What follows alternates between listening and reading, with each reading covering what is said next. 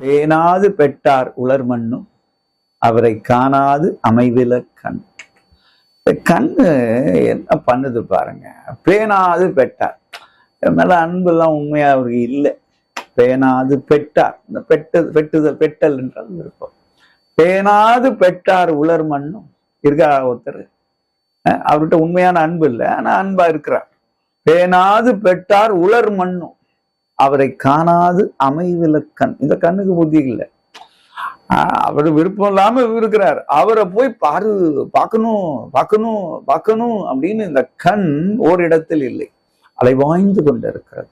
ஆத்திரமாட்டமான துடிக்குது, ஏங்குது, தவிக்குது இல்லையா, குழப்பத்துல நிக்குது, ஆர்வத்தோடு இருக்கு. பேணாது பெற்றார், ஆனா அவர் எப்படிப்பட்டவர்? உள்வாங்காதவர். அப்படி சொன்னா அவன் அன்பு இல்லாதவன் அர்த்தம் இல்ல, அன்பு இருக்கு. பார்க்காதனால தலைவி அப்படியே ஒரு கொக்கரித்தல்னு சொல்லுவான், புலம்பல்னு சொல்லுவோம் பாருங்க. அந்த புலம்பல் தான் இந்த பிமோனிங்னு ஆங்கிலத்துல சொல்லுவாங்க, இந்த லேமன்டிங்னு சொல்லுவாங்க.